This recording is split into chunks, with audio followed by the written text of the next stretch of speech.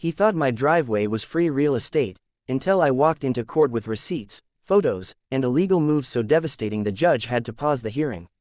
What happened next made him lose everything he tried to dump on me. If you love smart revenge, courtroom meltdowns, and neighbors who overplay their hand, subscribe now, because this story proves that entitlement always meets its match.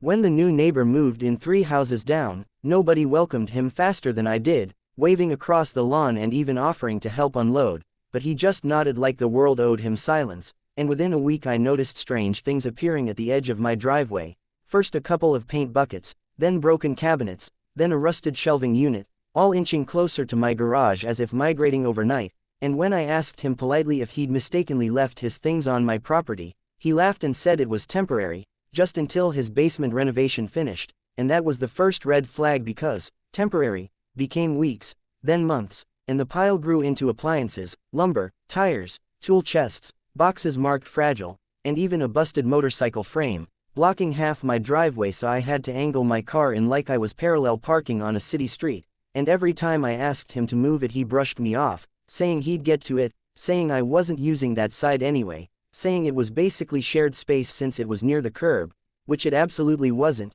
and I knew it, but he relied on the fact that I was quiet, that I worked long hours, that I didn't like conflict, and one night after a 12-hour shift I came home to find my driveway completely blocked by a rented storage pod he'd had dropped there without asking, chained to a tree I owned, with a handwritten note taped on it that said, "Back tomorrow," and something in me snapped, not loudly, not dramatically, but decisively, so instead of yelling or calling the police right away, I started documenting everything, photos every morning and night, timestamps, measurements showing the property line, copies of my deed, surveys from when I bought the house, texts where he admitted it was his stuff, a security camera angled just enough to show him unloading at 2 a.m., and I even checked local ordinances about abandoned property, nuisance storage, and private land use, and what I found was beautiful. In my county, anything left on private property without permission after written notice could be removed at the owner's expense, and if unclaimed after a set period, it could be disposed of or claimed by the property owner. So I sent him a certified letter,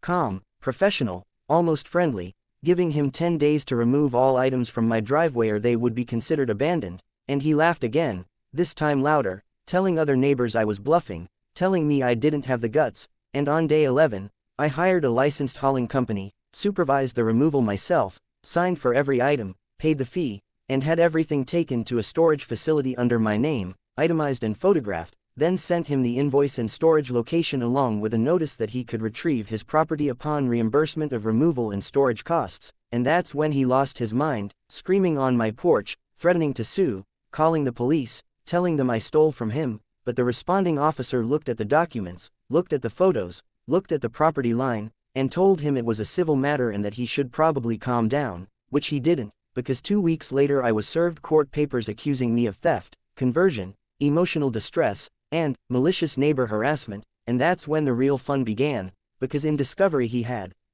to admit under oath that he never had permission, that he knew it wasn't his property, that he ignored written notice, and that he assumed I wouldn't do anything, and in court he showed up confident, smug, acting like the victim, telling the judge I was petty and vindictive, while I calmly presented my timeline, my certified mail receipt, my deed, the survey map blown up on a poster board, the ordinance printed straight from the county website, and the invoice showing I hadn't kept a single item for personal use, and the judge asked him one question that cracked the whole case open: why did you believe you could store personal property on land you did not own?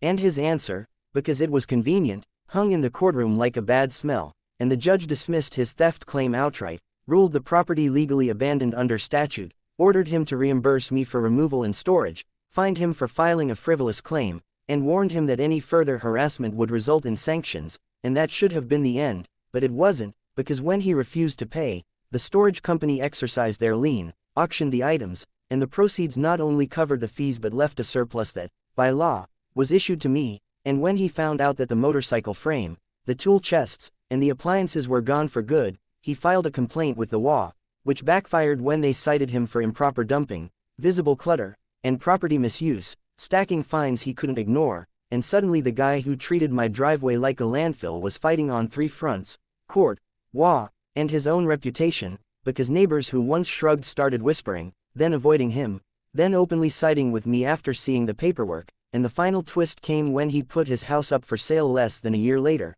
price slashed, listing photos carefully angled to avoid my pristine, now completely empty driveway, and on moving day I watched quietly as the truck pulled away, my driveway clean, my garage open, my security camera blinking, and I realized the most satisfying revenge wasn't taking his stuff, it was proving, calmly and legally, that entitlement collapses the moment it meets someone who knows their rights and isn't afraid to use them.